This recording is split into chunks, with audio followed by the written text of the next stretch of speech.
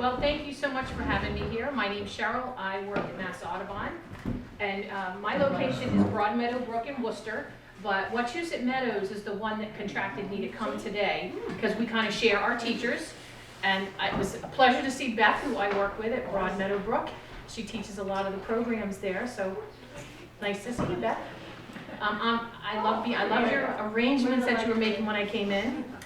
And before I do start though, I did park behind a little black car, a Ford. So if it's any of yours, when you're ready to go, let me know, because I blocked you in. Because you do have minimal parking out there. So it's a pleasure to be here.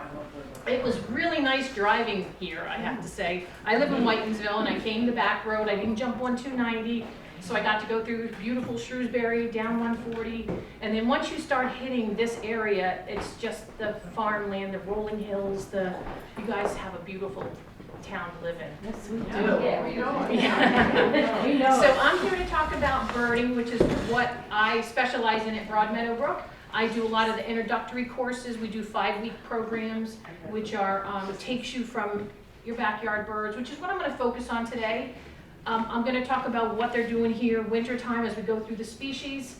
And what is your time that I have to be out here? You have the time. Okay, because I tend to go over because I like to hear what you want to share, what you want to, if you have questions, at any time interrupt me if you want to tell me something. I had one lady this morning already tell me about being in Belize and seeing what Mass Audubon's doing there.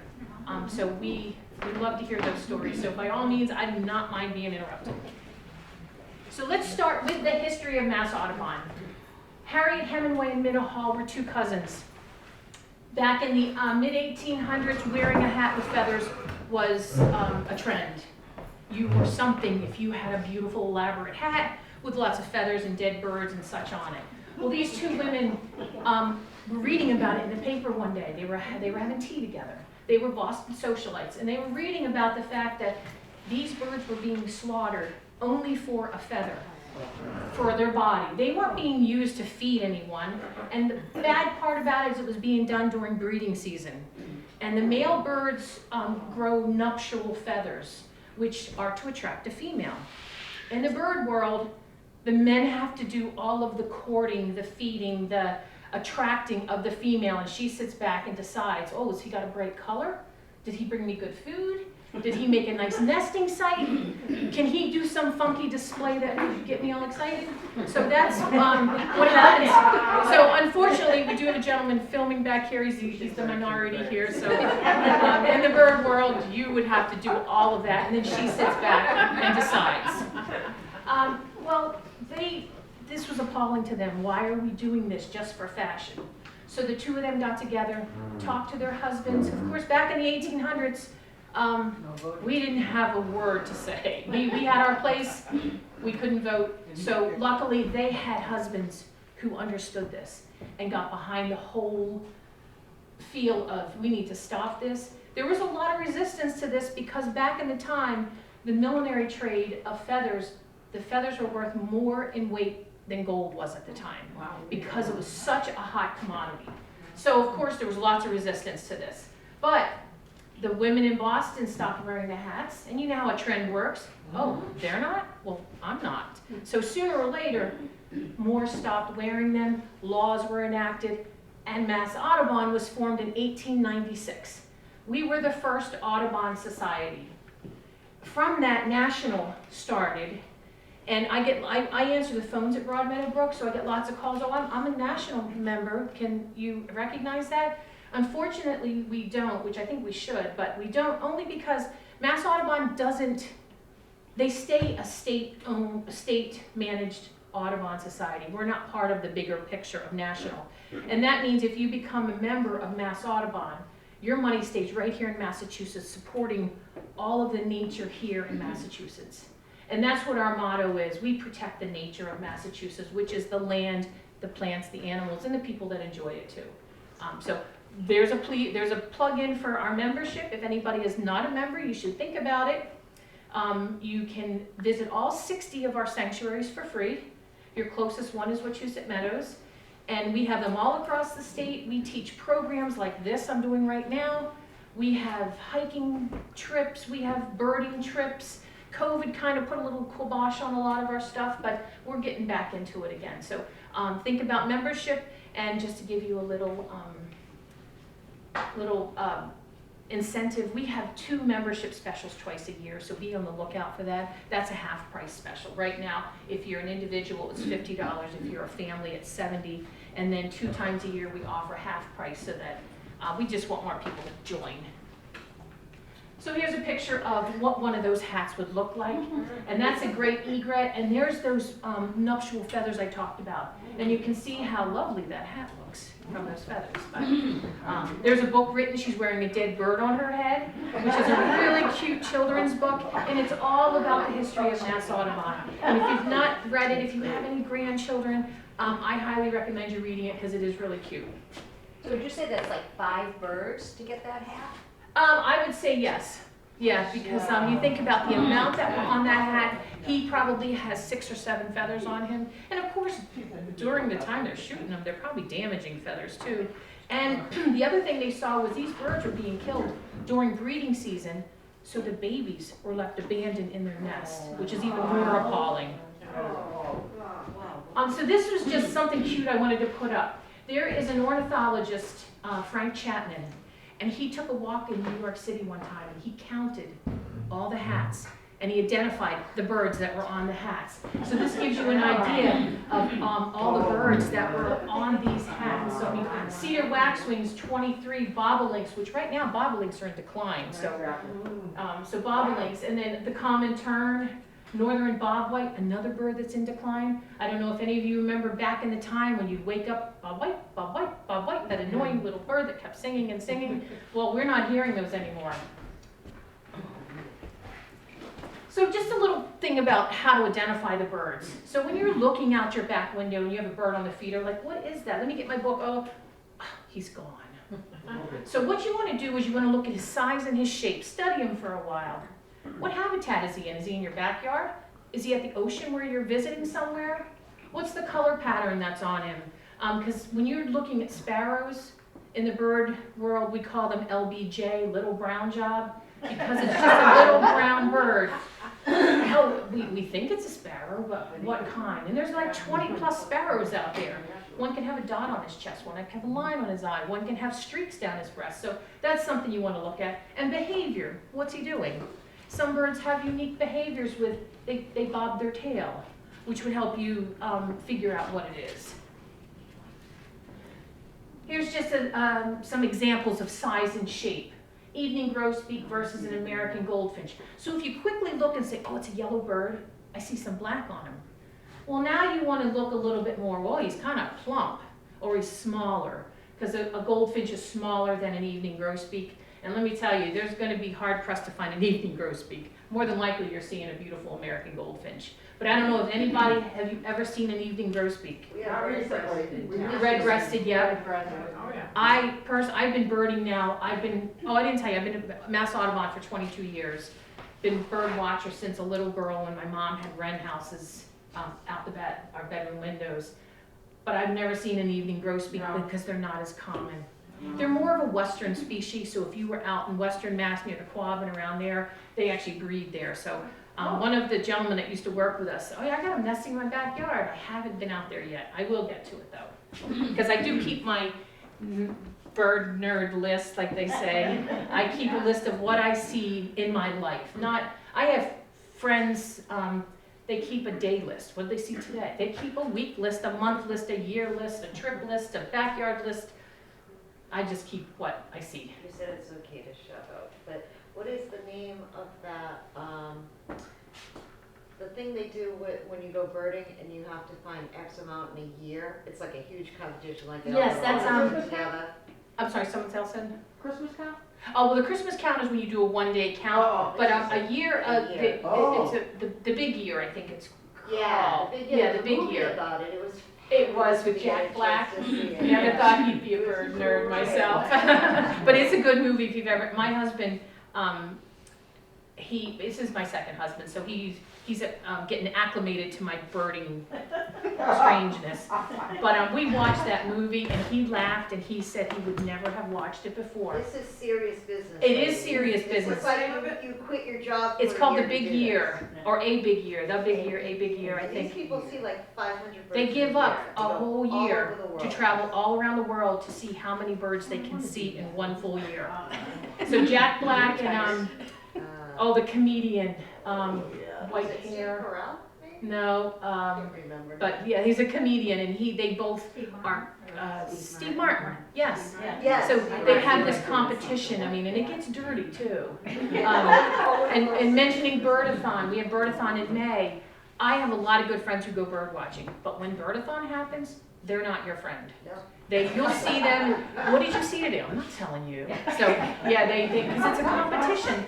Our sanctuaries compete for who sees the most birds in a certain area or the whole state of Massachusetts. So that's Birdathon. Color pattern. Here's when I talked about the LBJs.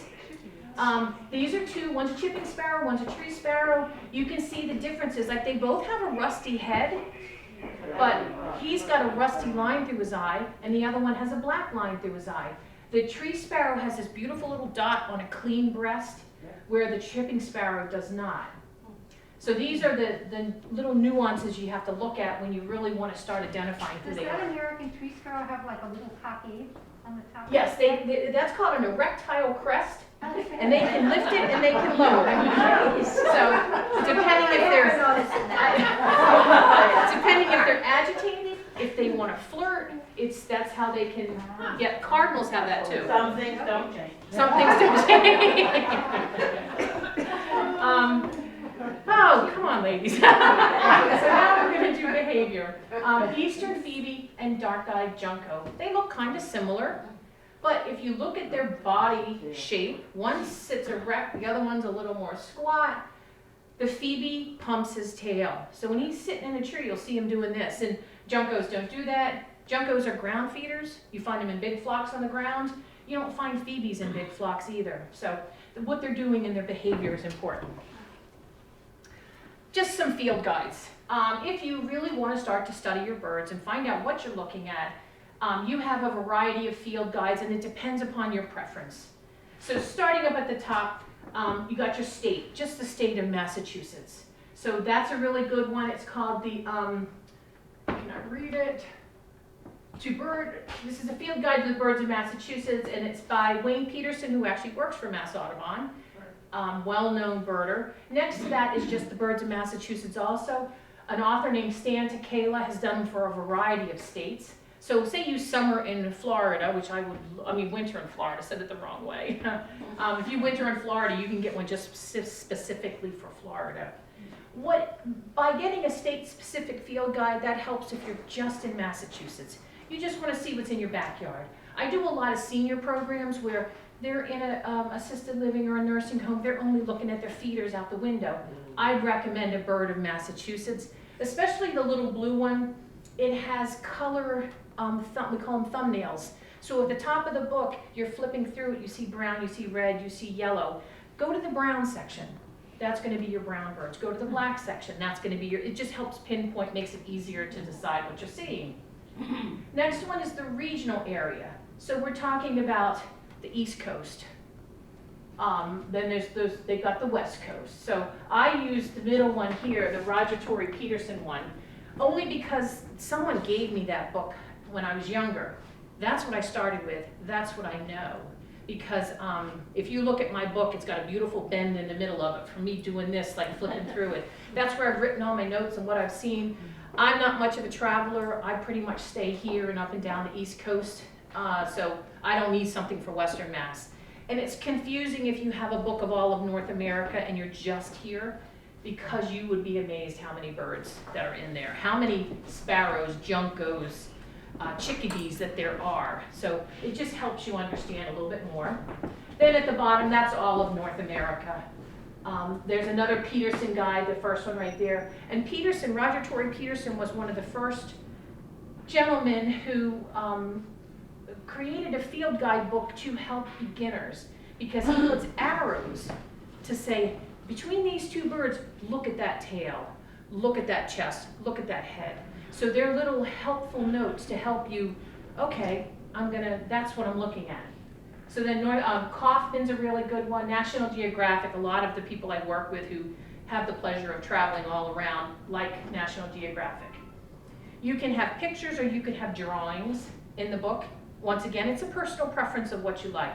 Picture actually depicts exactly what the bird looks like. A drawing is the artist's rendition of the bird itself. David Sibley, the second one right there, he is a Massachusetts artist. I think he's in Princeton, honestly. I think that's where he's from.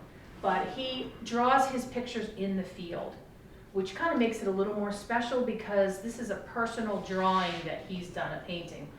So he's a gifted artist. So now you got your field guide. If any, yes?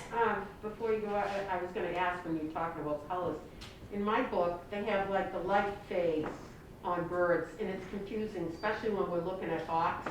Oh, yeah. Like red tail, red shoulders, and what is the light phase? Is that winter, or is that when they talk about it in the book? Because sometimes I get confused with the white chest on some of the hawks, and it might have a flick of brown in it. It's hard to see, and even when they're flight, and we have them up in the tree, and I got my binoculars, if you don't see their legs to see if they're feathered down or whatever, Right. I mean. Yeah, there's the and you're talking about, there's phases too? Yeah, they'll talk about the light phase of the bird. Mhm.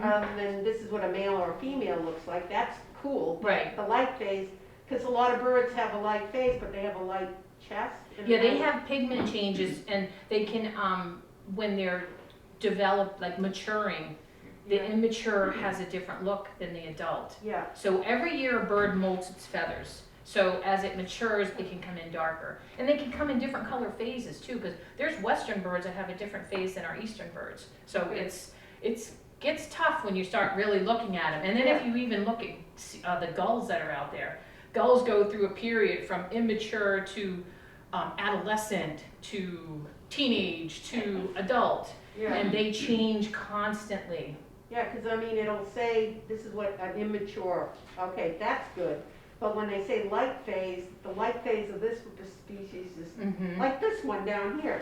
I says, so a light phase might not be winter, it could be any It time could just during- be their pigment. The pigment, a lot of birds, what they eat changes the pigment coloring, Really? the phasing. Oh. Like a chicken, purple finch, what they're eating makes them more purple. So if you're a Oh. female choosing a bird, if he's deep, deep colored, you know he gets good food. Oh. So that has a lot to do with it too, yeah. Oh, that's interesting. So if he's kind of blah, you know, move on, ladies. So if anybody is savvy with computers, smartphones, there's some websites over here, massaudubon.org. Always a great place to go check, just because I work there. But it has birding programs, State of the Birds, which is a great publication. If you want to find out, I'm not seeing as many blue jays as I used to see. I wonder what's going on. Go to State of the Birds. It's going to tell you what scientists are finding out about these birds through Christmas bird count, birdathon, breeding bird atlas. All of those activities are citizen science, which means just your average birders out looking and counting and checking. And all that documentation goes into these publications. So now they know, from the State of the Birds, they found out the American kestrel is in deep decline, like 90% less. It used to be a popular farm hawk. It's one of our smallest, more beautiful little hawks we have. We don't have as many farms anymore. So now where's he gonna go? Also, we found out that the American kestrel relied heavily on the silkworm moth, Cecropia, Luna moth. We're not seeing as many of those anymore either. So they're losing a lot of their food source, their habitat. So now, let's find a kestrel. If you do, it's a highlight. So check out State of the Birds. Next is Cornell. I really like Cornell. They are like the top dog when it comes to teaching about birding. A lot of us bird watchers have relied on their website to learn about the status of the bird song, nuances in their habitats, and all that good stuff. Next is the Feeder Watch.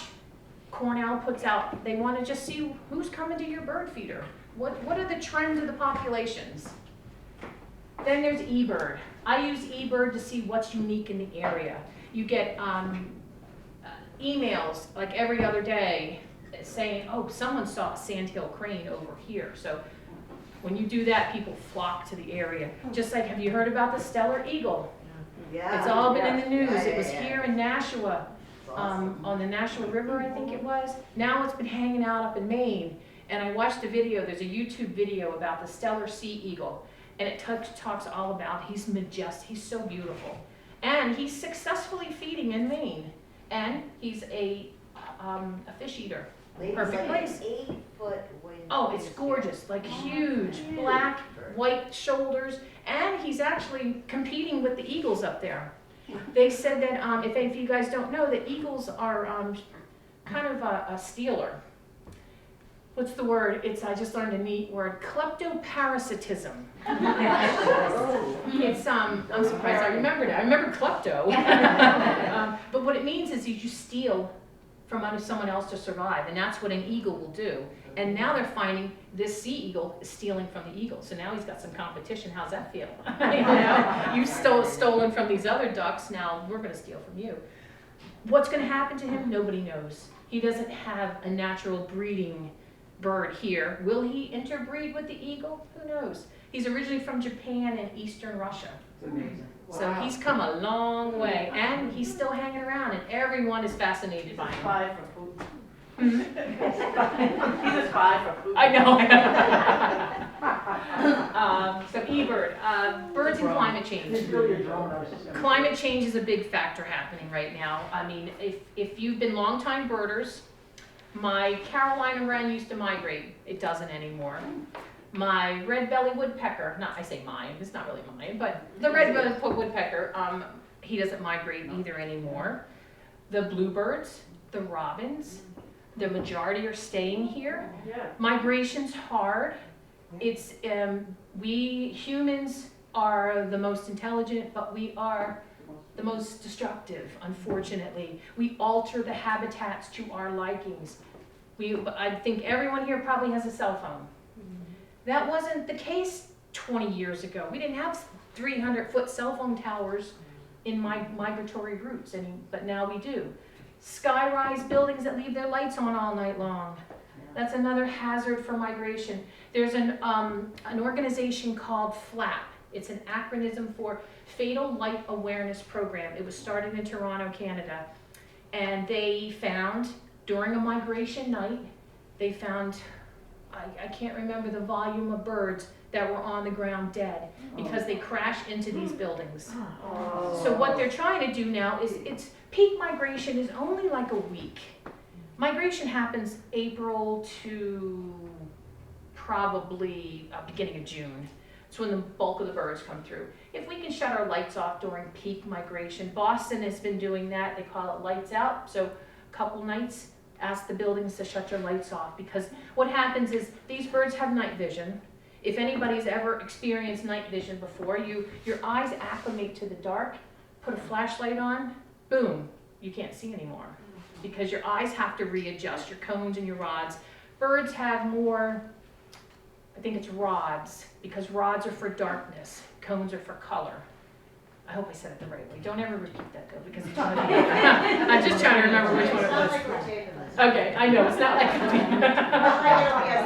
Right. right. But one of them increases your night vision. So a bird's flying at night, doing his good old job, boom, there's a building with lights on it. That confuses them, so. Can I just add to that, we're also having similar issues with the fireflies because of light pollution. Yes, It screws exactly. them up because they think there's mate and. Yep, because fireflies blink a certain pattern. Each firefly has its own blinking pattern. And she is attracted to that blinking pattern. And like you said, if it's, and I got stories about all kinds of stuff. What was the FLAP acronym again? What was that? Fatal Light Awareness Program. So apps for your phone, you got the Audubon Guide for North America, eBird, and the Merlin. I use the Merlin one, which I must confess, I just got a smartphone about 2 years ago. So I was able to get all these awesome apps on my phone now.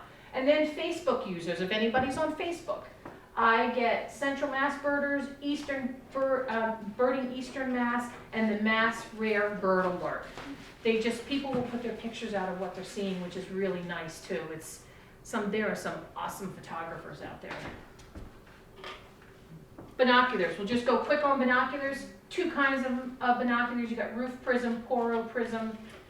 Roof prism are more modern, more streamlined. Eyepiece is straight in line, less bulky, but more expensive.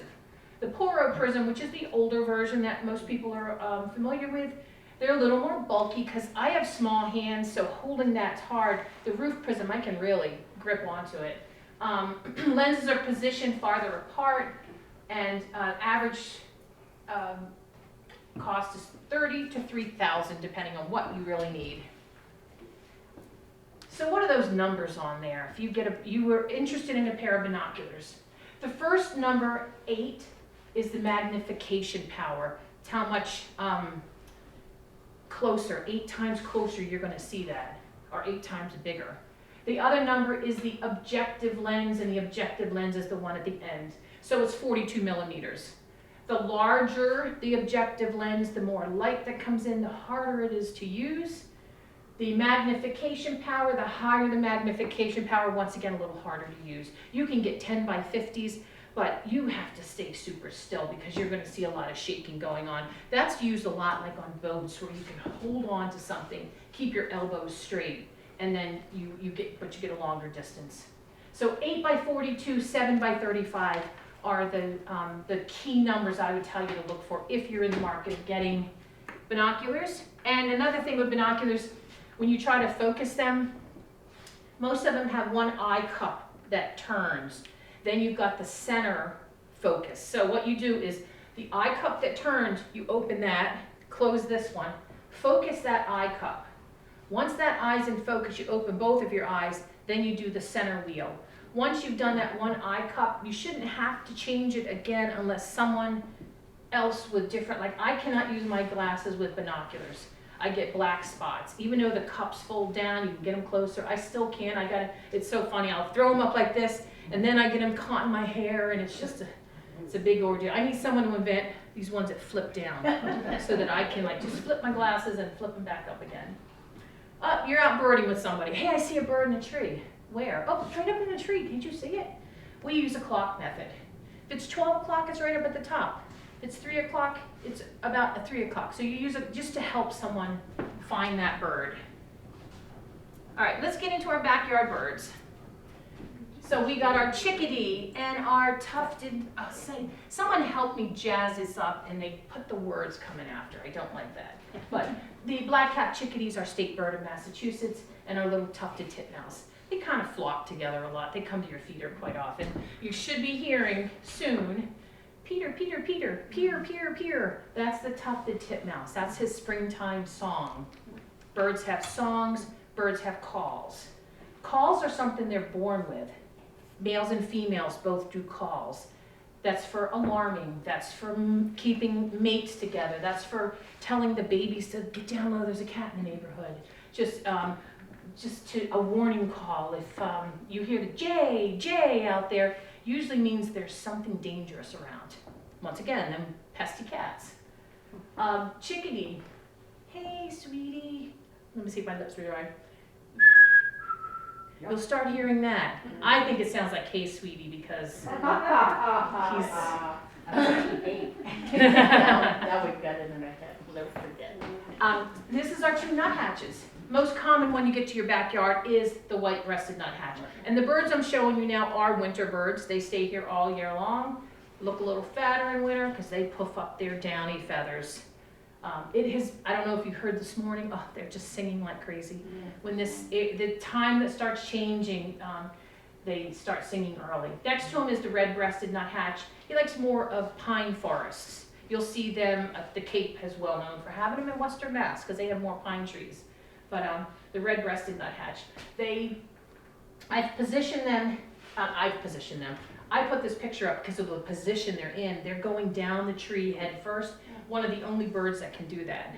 The woodpeckers hop down, but they don't turn their head and go down. So I was curious, why? What's the advantage of going head first down? And from what I've read, it's opportunity to hide your food where no other bird's gonna see it. Because you're going down, you can put it in a position where the other bird, because they like to tuck their seeds into tree bark. They get their name nuthack because they'll go to your feeder, fly to a tree, stuff the little seed in, and then hack away at it. So that's where they got their names from. So we got our beautiful blue jay and American robin. Blue jays are the bullies of the bird world. As majestic and as beautiful as they are a terror to the birds. They dominate your feeder. You ever had one of them at your feeder digging his beak and flipping all that food out just for, hey, there's enough food there. You just take one and go, but nope. And then if he's on your suet, that beak can grab a lot of suet. They are in the COVID family. They're related to crows and ravens. They got that opportunist, that very large beak. They're opportunistic feeders. They'll feed berries, seeds, fruit, baby birds, eggs, you name it. Small mammals, they go for it all. We've been battling mice this year in my house, which I have a cat. He's not doing his job. So we've had to put mice traps out. So we got one, my husband threw it outside. Didn't a blue jay come down and take it? I was actually like, you are not gonna believe what I just saw. I was like, wow. American robin used to be, sign of spring. Oh, the robins are back, spring is here. Nope, they're here all winter. So what they're thinking is the ones up north are staying with us, and the ones staying with us are moving down south. So you'll start to get flocks and flocks of them back now. So the ones are moving back up. So don't count that as spring. And these are our view. I love these two. I talked about the Erectile Crest. His is up and hers is down a little bit. So he will flash that for all kinds of reasons. What I really like about these two is I'm not supposed to put human traits on wild animals, but they are a couple. They stay together. He's faithful. They raise the babies together. He feeds her while she's sitting on the nest. They bring the babies to the feeder and feed them all together. So I just think that's so noble. But the women in the bird world are the bad ones. Yeah, they just want healthy, strong babies. They will mate with a male and sneak off and go mate with another male. So it's well known she can have many partners in one mating season. And the poor innocent cardinal doesn't know. They look like me, but they may not be. So she is the strongest survive. So that's, it's so funny. I have seen, being out bird watching, so many different birds doing their rituals, doing their mating. And my daughter's so embarrassed. I always joke, I saw sparrows mating today, and she'd get so upset with me. So I joked about I'm going to do amorous avians as a lecture. Would you all be interested in that? Sure. So here we got our finches. We have our purple finch up at the top, our house finch down at the bottom, and then our beautiful American goldfinch. The purple finch and the house finch look very similar. The biggest thing you tell the difference is, see the streaky stuff on the house finch? It's like down lower. The purple finch doesn't have that. And the purple finch, whole head is that purplish, reddish color, and then it flows down where the house finch's cheeks are not. So that would be a good way to tell the difference. And the previous birds we looked at, males and females looked alike. Now except for the cardinal, they didn't. But now these three I should say, the females don't look like them at all, color-wise. Most females are a drab brown color, because if you're sitting on the nest, you don't want to be noticed. So, unlike the humans, the females are the more attractive ones. But in the bird world, it's the men that have the color and the flair. The finches they were native to the United States, but not to the East Coast. The purple. What happened back in the time when people were caging the finches, because if you ever hear one sing, they have this beautiful rambly little song. So we as humans want to capture things and keep them, so we put them in cages and we got to listen to how beautiful they are. Well, they were selling them in New York, and the pet trade industry was buckling down on selling native birds. So of course they're gonna arrest these people. What do? I don't have any birds. They let them all loose. So that's how they populated this part of the United States. American goldfinch has been native to here. The goldfinch is the last of our nesting birds, and actually I've been getting some calls recently. People have not been seeing them as much.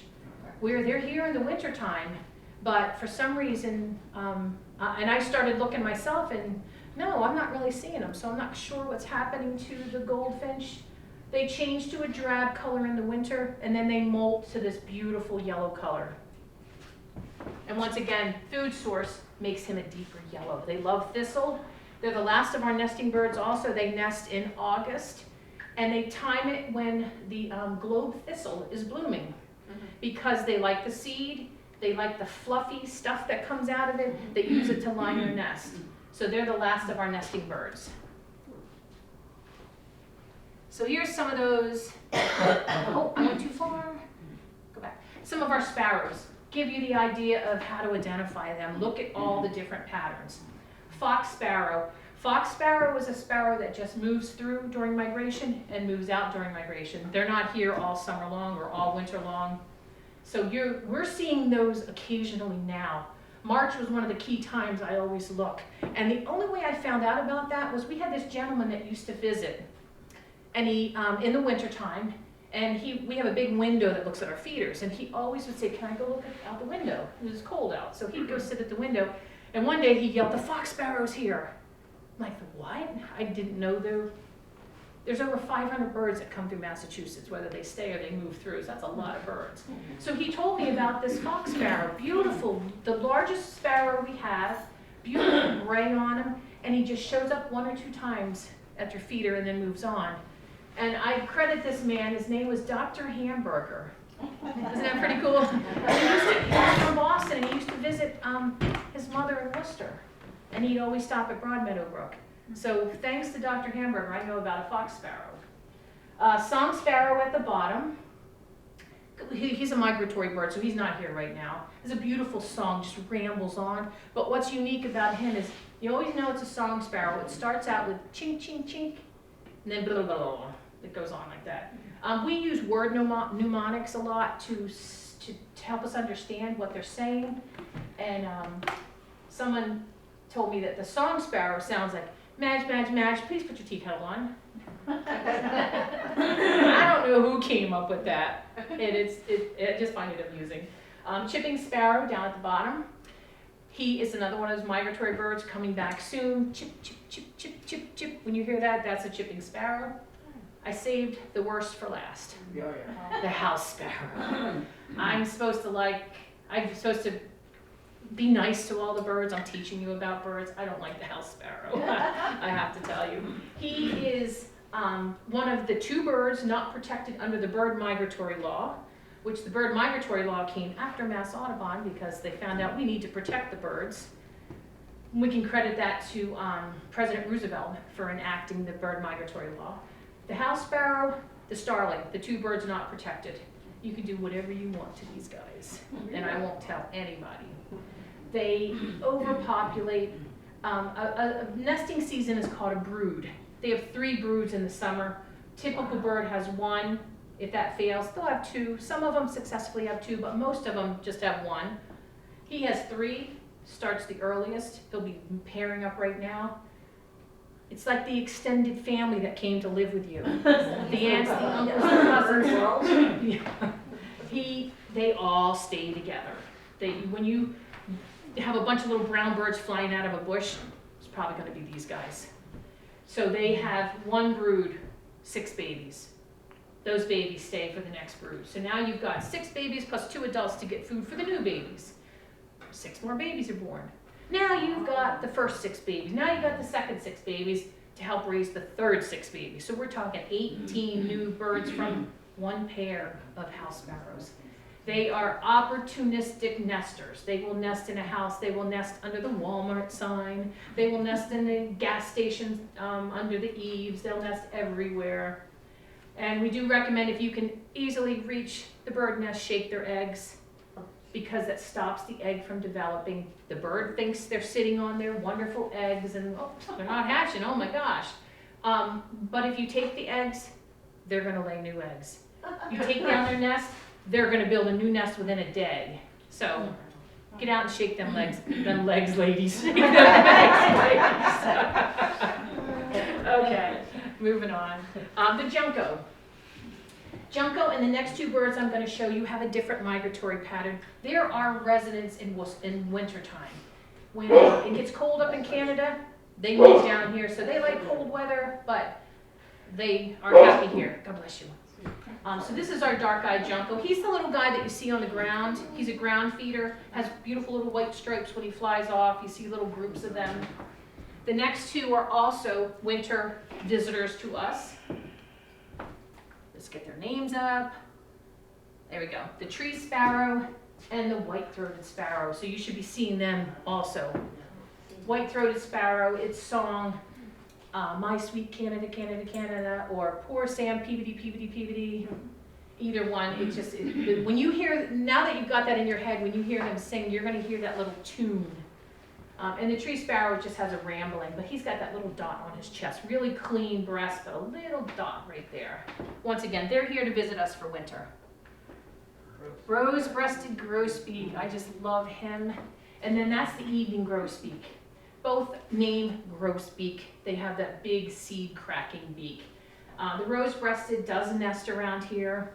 They are, I just think the black, red, white contrast is phenomenal. Evening, that's my target bird. I want to meet him. Now we've got some of our mimic birds. Gray catbird's not here in the wintertime. He migrates away. The mockingbird does stay. He's here all winter long. Changes his diet from insects to overwintering berries. So flowering crabapples, winterberry. There's a variety that keep their berries on in the wintertime, which is really good for our robins. Cedar Wax Wings, Bluebirds, they will come to it also. The gray catbird, by his name, Cat, he meows, meow, a real scratchy meow. But these guys are mimics because they will sing other birds' songs. The song is learned by the male. He hears other males singing and he learns that as he grows. These guys can keep adding and adding to their repertoire of music. They can add an alarm sound, they can add a chainsaw sound, they can add horns. So they are, I've never heard them, but David Attenborough does a fantastic job on the life of birds. And in other countries that have mimics, they have a variety. One was a chainsaw, which was so cool to hear a bird making that sound. But yeah, they will learn their songs. The older the bird, the more songs they have. Both are very territorial. If you've ever had one nesting in your yard, he will peck at you, chase your animals, chase your children. I had a cat that was an outside cat that I teach people to keep their cats in, so I'm embarrassed. He is an outside cat. He came to us, we found him. But I used to walk my dog on a leash, and I'd go down the road, and I'd get to the cemetery. The cat would always stop. I'd get to the end of the road, turn around, and come back. Because the one time he followed us, the catbird would not let him be. He just kept swooping and pecking, and so the cat learned that I know that's his territory. Hummingbirds, they're not here right now, but in the wintertime they migrate away. But these are such beautiful little birds. That's a matchstick underneath that nest to give you an idea of how big that nest is. Hummingbird feeders, I was very resistant for years to put out a hummingbird feeder. I garden, so I feel I was doing a service by putting all those beautiful flowers in that the hummingbird likes. I mean, Monarda is one of their favorites. The trumpet vine, which is really bad, but they're one of their favorites too. But I started with the hummingbird feeder. The only reason I resisted was because I don't like cleaning it. You have to clean it, especially in hot weather, at least every 3 to 4 days. Because black mold will develop in it, ants get in it, bees get in it.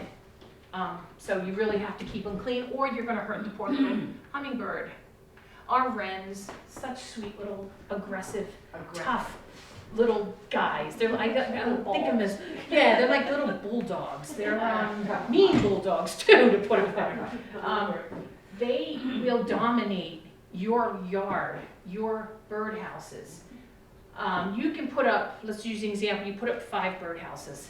One male, either Carolina or house, doesn't matter, both of them do the same thing.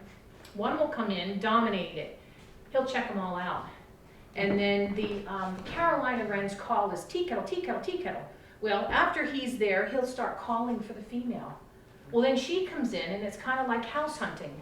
She'll stop at each one of the houses and check them out, and finally pick one of the house. They build a nest in it. Now they won't let anybody else use any of those houses because they're tough. Another one that I have a bunch of birdhouses around the yard. And one area where I garden, it's kind of close, because they don't mind being down low. They can be 8 feet up, where the only reason our houses are low, we don't have to get the ladder out to clean them. So we put them down low so I can reach them. But he will get in that tree and just shake his body and chatter at me to tell me to just, you need to move. This is my house. Are those the ones that will fill all the birdhouses with those little sticks to That's prevent? what- yeah, Those are the ones. Yes, they are. They will actually use a bluebird house. Yeah. They'll use any other birdhouse you have. Right. Just for the- We have a string of bluebird houses on the power lines at Broadmeadow Brook, and there was a guy monitoring them for us every year. And he found that a wren made a nest on top of baby bluebirds. I'm just hoping he killed them before he suffocated them. But yeah, they actually make a nest, and what they'll do is if you don't clean out your bird feeders, bird houses, I mean, they will keep building and building. Pretty soon, you know, the sticks are sticking out, and they'll no longer use that house because they can't get in, and they're too lazy to move it out themselves. So if you have bird houses, make sure they open and that you can clean them out. That way you can get the bee nest out of them, because bees will go in there. Mice like to go in bird houses too, because it's a nice shelter for winter time. So yeah, just make sure you clean them out every year, and I always suggest do it. March is a perfect time, because very rarely anybody's nesting in March yet. And wrens will have 2 brooding seasons. I learned that the hard way because we cleaned the nest out after he was all done. The baby got to watch the babies fledge, thought it was safe, clean. Well, he was back and he wasn't happy because he was ready for round 2. So they will nest twice. So always wait till after nesting season. And nest, if you want to, you're not supposed to collect nests or eggs due to the bird migratory law, but most birds don't reuse an outside cup nest. What I mean by that is it's in a tree versus in a bird house. So they can, if like I've had people, oh, there's one on a wreath on my door and I'm afraid to take it down. Well, after the babies fledge, go ahead, take it down. You can just wait for the babies to fledge first. Some of our bluebirds that we have, the eastern bluebird and the indigo bunting. Eastern bluebirds were actually hurt many years ago when I always get these numbers wrong. There was a hurricane and a tornado, something in the 30s. 38, yes. That blew down a lot of the dead trees. We call them snags. That's, bluebird's a cavity nester. He needs something to build a nest in. So whether it's a man-made house, it's an old woodpecker hole, that's what they use. So all these dead trees fell down. Now they lost a lot of their nesting holes. So U.S. Fish and Wildlife started the bird house program to have like scout groups and different organizations to make bird houses, which helped, which got their numbers back, and they're doing very well now. Indigo bunting, not really your backyard bird. They migrate. They're more of like a farm field. When you have a farm with trees abutting it, these guys they're insect eaters, so they like to be in the trees, but then they come around the farm field to get the insects. So as we're moving on, this is our Baltimore Oriole. There's the female and the male. Another migratory bird, so wintertime we're not seeing them, but they'll be coming back really soon. Oranges are wonderful for them. If you put oranges, I have I don't even know what it is, it's this metal piece that has a hook on the bottom. And I'm a pack rat, I just keep things. That could come in handy at some time. Well, it did. I can plunge an orange right on that little hook, and they will come and they'll eat out the pulp of the orange. Then once they do that, don't get rid of the orange peel, fill it with grape jelly. Yeah, grape jelly. Grape jelly's I put it awesome. up every Yes, day. they love it. The The catbirds catbirds, love yeah. it. The squirrels love it. The bees love it, and the ants love it too. So you're wildlife feeding. You're not just bird feeding.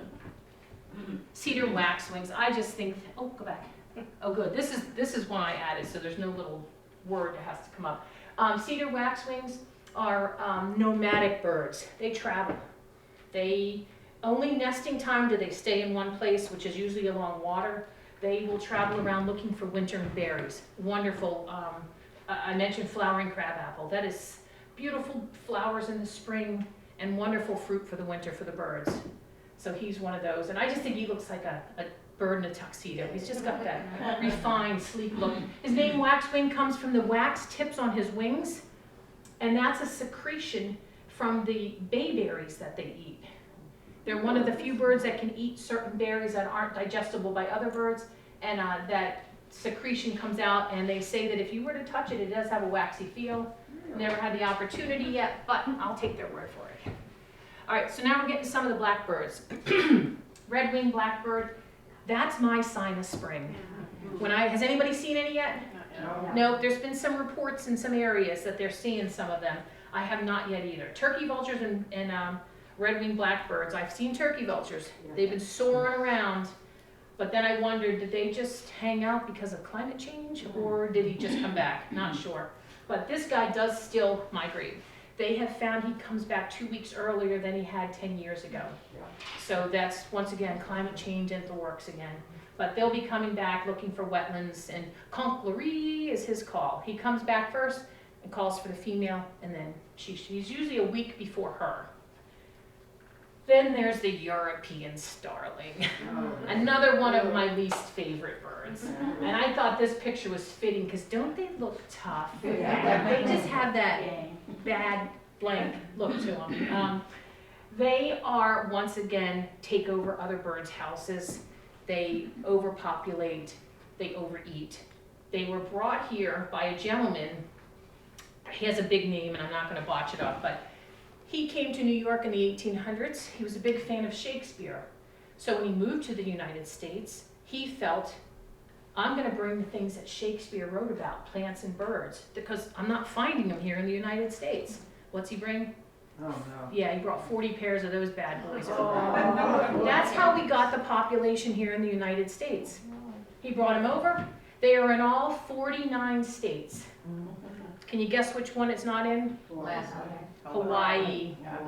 So if you go to Hawaii, don't take a starling, because that's the only place that doesn't have one. Yeah, so they overpopulate, not protected by the bird migratory law. I have a little story about them. I was living in Grafton at the time, and I've always gardened my whole life, and bird houses and everything. I was watching a pair of flickers making a hole in a tree. Oh my gosh, this is so great to watch. Male and females there, they're big birds. They get it all done. She's inside the house. You can see her throwing chips out still, like doing house cleaning. The male's sitting on the tree. About 4 to 5 starlings came and just started mobbing him, like swooping down. He flew off. His call is flicka, flicka, flicka, flicka. He did his flicka call. She come out of the house. They took over the house. Not happy. If I had a BB gun, I'm telling you. And I'm being filmed, so I'm gonna. So here's some more of the blackbirds and grackles. Grackles are back. Has anybody seen any? Oh, yeah. By the hundreds, yes. Yep, the beautiful long-tailed grackles that we have here. And then next to him is the brown-headed cowbird. You can see where he gets his name. He's got a brown head. He should be coming back soon also. So they're not here for the winter time. The picture up above, they are, brown-headed cowbirds are nest parasitizers, which means they dump their egg in a bird's nest.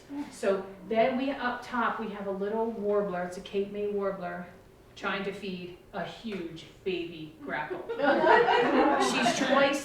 baby's twice the size as the mother. Some of the birds don't know that they're being taken advantage of, some do. They have a video that the female, I don't know what bird it was, she threw the egg out. Those brown-headed cowbirds came back and ripped her nest apart. So, I mean, I'm not putting human traits on them, but that's, I've seen that before. But the reason they started being nest parasitizer is because back in the time when the buffalo roamed this area, they would follow the herds of buffalo, because buffalo are big, stinky animals that have a lot of bugs. and that's their food source. So if you have to keep following your food source, you don't have time to stop and raise your babies. So what's the best thing to do? Abandon them. You know, leave another person to raise them. So that's how they started doing that. Crows and ravens look very similar. We have more crows here than we do ravens, but ravens do show up occasionally. They're mostly in Western Mass. One way to tell the difference if they're in flight, the crow's tail is a little more straight across, and the raven's is a little more pointier. So that's something to look for when they're in flight. Their call is different too. Caw, caw is the crow, and I can't do a raven call. It's kind of like gurgly, deep-throated sounds. So Is I'm it not by gonna- size, is the size, the ravens? they're bigger also, but if you don't have them near each other, you can see in the wintertime a big old fat crow that, wow, could that be a raven? The call and the tail are really good to tell. The beak is a little more larger also. So here's just some caw-caw, gronk, gronk, I tried it. The crow has a fan-shaped wedge tail. Crow's the size of about a pigeon. The raven almost the size of, I would say, a male red-tailed hawk, because hawks, males are smaller, females are like a third larger. In their flight, crows, if you ever watch a crow fly, he kind of looks like he's rowing as he's flying, and a raven will soar more and flap less. So more things than trying to tell the difference. Woodpeckers, I love woodpeckers. I'm gonna go through and talk about them as we go. So the little one is the downy, let's see if I got the words here. Yep, downy woodpecker, hairy woodpecker. These are the two most common ones you're gonna get in your backyard. Downy's got that little tiny beak, and the hairy has the larger beak. That is the best way to tell the difference between the two of them. Other than that, the color is about the same. The downy is smaller, and the way I remember that is a downy is a downsize from the hairy. That's how I can remember the difference. But you want to look at that beak size. That's what's going to tell. They say you can tell by its pecking sound. I can't. One says pick, one says peek. I can't tell that either. So to me, it's the beak that I'm looking at. The red indicates that it's a male. Female hairy and downies do not have that red patch. The next two we have are the red belly and that beautiful flicker. Red belly, if you were to look underneath, he's got a little bit of blush down low by his legs, because I always thought, who the heck named that? But then I've seen pictures of someone have taken him in flight, and you can actually see, but there you can't. Female looks just like the red belly, but that red only stops at the top of her head, doesn't go all the way down her neck. The flicker, male and females look alike, but he's got that dashing mustache that's from his beak. They both have red on the back of their head, so it's the mustache that's going to tell the difference. Adaptations of the woodpecker, that was that first slide, and I thought I would talk as we go along with that. They have that stiffened tail. That tail helps them hold on to the tree. And I shouldn't say hold on, brace themselves on the tree. They have a really neat name for their feet. It's called zygodactyl, which means 2 toes point forward, 2 toes point downward. That helps them grip the tree. Versus your little perching birds have 3 toes forward and 1 toe backward. That helps them hold onto a tree versus gripping onto the tree. They have that incredible, very strong beak, and they have a retractable tongue, which their tongue starts at between their eyes, wraps around the back of their head, and that way it can go out really far, and then it has little sticky barbs at the tip, because once you drilled that hole to get that insect, how are you going to get it out? So the only other way is to have a sticky long tongue. Their brain, they have a cushion around. They've actually been studied for concussion protocol, because a woodpecker he's beating on that tree. Can you imagine what your head would feel like? We do a program called Why Don't Woodpeckers Get Headaches? And that's the reason. There's a cushion in there to stop shock absorbing. So scientists are trying to study that to make a better helmet for football players. pileated or pileated. You can say it either way. I did a program once. We were out looking for woodpeckers, and I was saying pileated, and this lady in the back would go, pileated.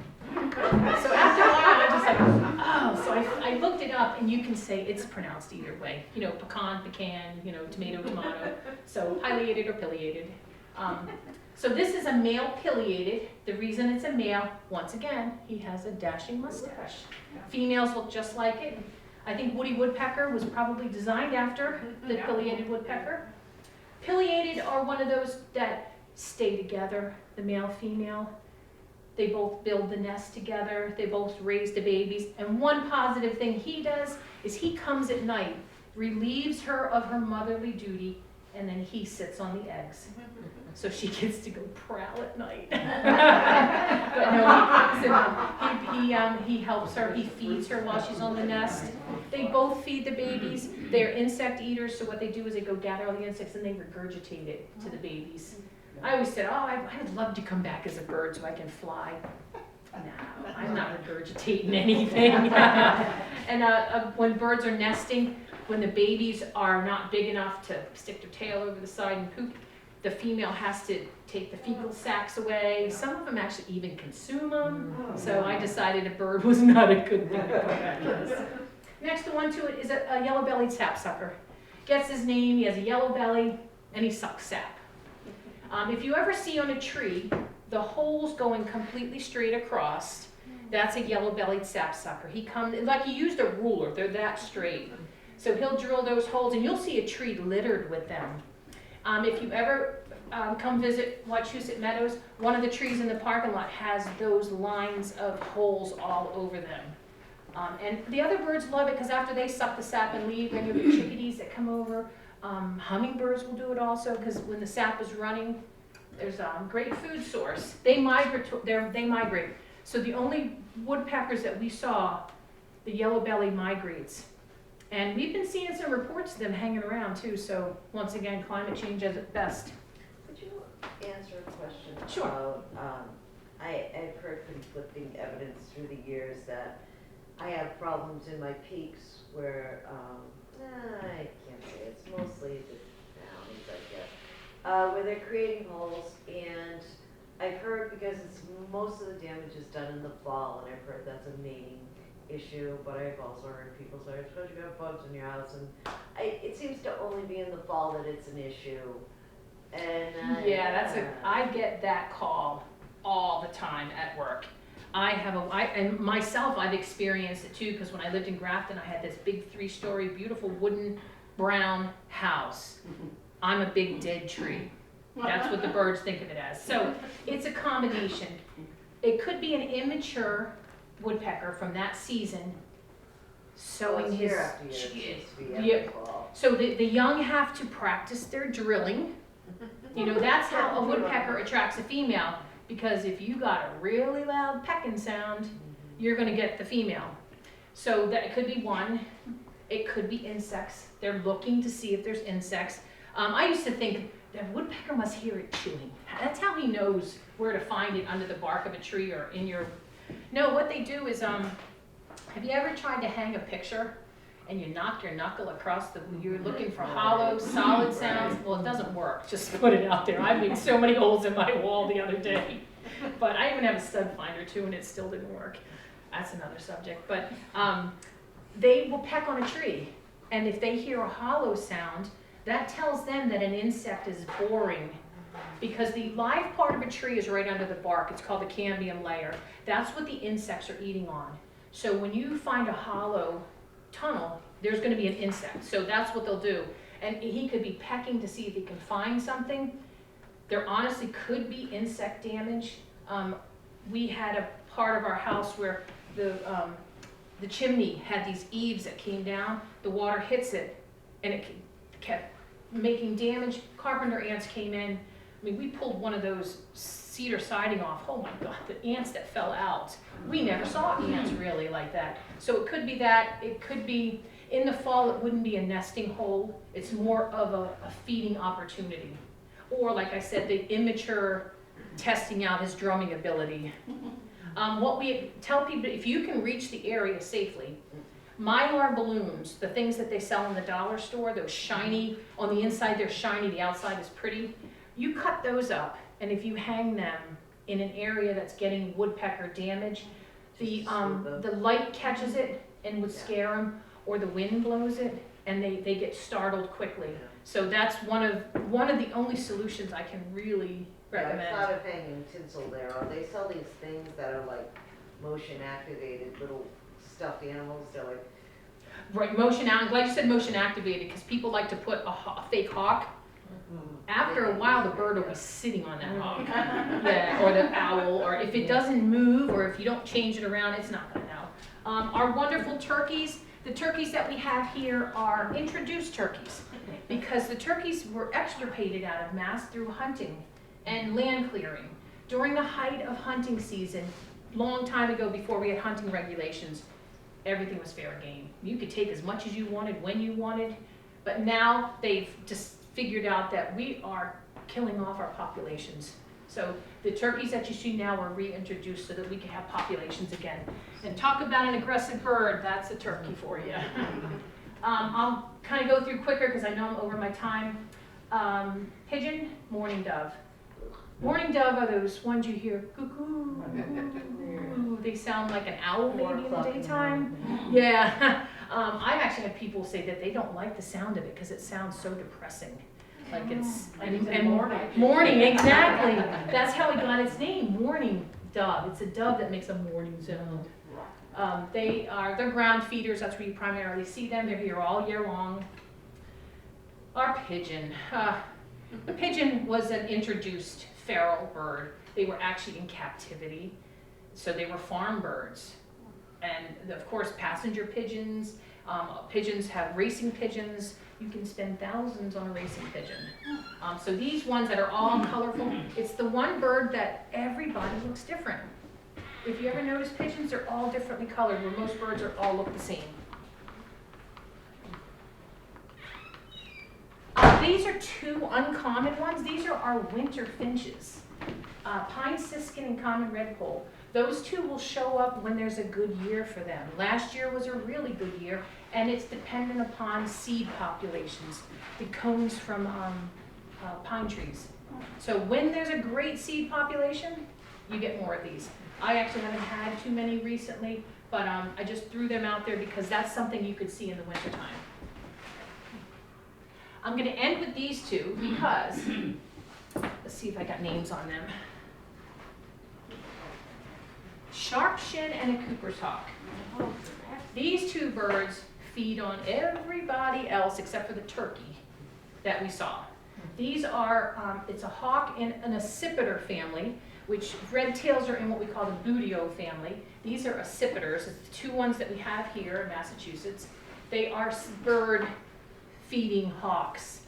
They're the ones that come to your feeder. If you've ever woke up to see a bunch of feathers on the ground under your feeder, it's been one of these. Or cats will just take them and leave. These guys have a knack of catching the bird at the feeder. Think of it, it's a smorgasbord for them. You just put out all the food for the birds to come so they can sit there and watch and see who's gonna come and who I wanna eat. And they'll pull all the feathers off. And then usually fly off with it by them, but they leave the remains of the feathers. They both look almost alike. Sharpshin is smaller. He is mourning dove size. Cooper's is a crow size. But, like I mentioned before, female hawks are much larger than a male hawk. So, you can have a male Cooper's hawk look like a female Sharpshin hawk because of the size difference. Their tail is what you want to look at. Because they have the same coloration, they have the same bands on their tail. When you're trying to identify a hawk, a tail is a good thing to look at because if it's a red tail, the red's on top, the bottom is clear, there's no lines. A broad-winged hawk has a really broad white line on his tail. Coopers and Sharpies have two definitive gray lines, and then the base of their tail has also a dark. So if you got a couple lines on the tail, you're gonna see one of these. One difference is if you can really get a good look when they're sitting, Sharpie has a sharp, straight tail. Think of like a nice sharp, and then the Cooper's has a curved tail. Once again, I use those word mnemonics for myself. Sharpie has a sharp tail. Cooper's has a curved tail. And that helps me remember the two differences, because if I don't have them together, how am I gonna tell what size is who it is? So that's one thing to tell. So that is the last of my birds. I know I went over time when you said it was okay. But thank you so much for listening to me. I had a lot of fun. It was a pleasure being here. Thank you. Cheryl, can you just tell us the timing to visit with Audubon, the special hours or? Yes, this season? Broadmeadow Brook is Tuesday through Saturday, 9 to 4. That's when our visitor center is open so that you can use a restroom. But the trails are sunrise to sunset. And Sundays, it's 12 to 4. And Beth, do you know Wachusett's hours? I think they're the same. I think so. Yeah, I want to say they're 10 to 2, but that's for the visitor center. But they have an open bathroom, so if you go there, their bathroom is open. Yes. I just wanted to add to your whole thing that there's a wonderful documentary on YouTube, of all places, about the guy who did all the paintings of all the birds. Oh, John James Audubon. It's a fabulous. Oh, I'll have to watch that. Yes, he was he was the first one that brought the general idea of what are all the birds out there, but he killed them all too.